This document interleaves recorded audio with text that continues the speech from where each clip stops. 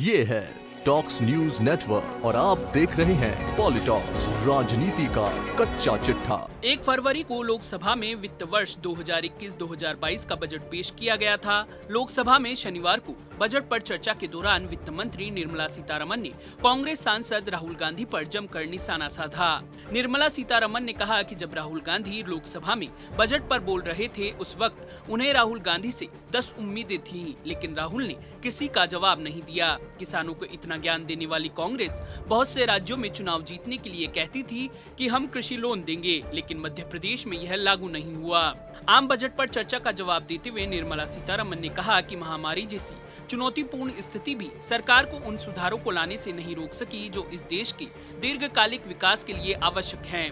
ये सुधार भारत को विश्व की शीर्ष अर्थव्यवस्थाओं में से एक बनाने के लिए मार्ग प्रशस्त करेंगे। इस बजट ने भारत के लिए आत्मनिर्भर बनने की गति निर्धारित की है। उन्होंने कहा कि किसान सम्मान निधि में किसी तरह की कटौती नहीं की गई है। किसानों के लिए घड़ियाली आंसू बहाने से कुछ नहीं होगा। निर्मला सीतारमन ने कहा कि बजट भाषण में मैंने बहुत स्पष्ट रूप से कहा था कि हम स्वास्थ्य के लिए एक समग्र दृष्टिकोण ले रहे हैं। इसमें प्रिवेंटिव हेल्थ, क्यूरेटिव हेल्थ और वेल बीइंग शामिल है। मैं दृढ़ता से यह कहना चाहूंगी कि इसमें पानी और स्वच्छता लाने के बावजूद स्वास्थ्य के लिए आवंटन में कमी नहीं आई है। इसके विपरीत यह बढ़ गया है। बजट पर चर्चा के दौरान वित्त मंत्री निर्मला सीतारमन ने तीनों कृषि कानूनों को लेकर कांग्रेस और राहुल गांधी पर निशाना साधते हुए कहा कि कांग्रेस क्यों पहले कृषि कानूनों का समर्थन करती थी, अब बदल गई। किसानों को इतना ज्ञान देने वाली कांग्रेस बहुत से राज्यों में चुनाव जीतने के लिए कहती थी कि हम कृषि लोन देंगे, लेकिन मध्य प्रदेश में यह लागू नहीं हुआ। कांग्रेस ने वोट लिया और किसानों को गुमराह किया। कांग्रेस ने राजस्थान, मध्य प्रदेश और छत्तीसगढ़ में कर्ज माफी नहीं किया। उम्मीद थी कि कांग्रेस इस पर बयान देगी, लेकिन नहीं दिया। उम्मीद थी कि कांग्रेस पराली के विषय पर पंजाब में कांग्रेस सरकार द्वारा किसानों को कुछ राहत दिलाएगी, मगर ये भी नहीं किया।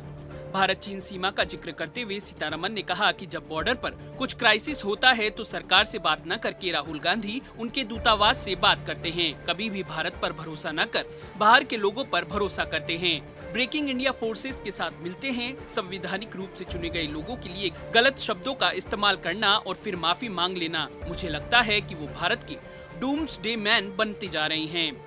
राहुल गांधी पर हमला करते हुए वित्त मंत्री ने कहा कि कांग्रेस नेता हमेशा प्रधानमंत्री का अपमान करते हैं, फिर चाहे अब के प्रधानमंत्री हो या फिर तब के प्रधानमंत्री। पूर्व पीएम मनमोहन सिंह जब विदेश गए थे तो राहुल गांधी ने उनकी ओर से लाए गए अध्यादेश को फाड़कर फेंक दिया था। उन्होंने कहा कि संवैधानिक रूप से चुने गए लोगों का वे अपमान करते आए हैं। पॉलिटॉक्स ब्यूरो, दिल्ली। ये है टॉक्स न्यूज नेटवर्क और आप देख रहे हैं पॉलिटॉक्स, राजनीति का कच्चा चिट्ठा।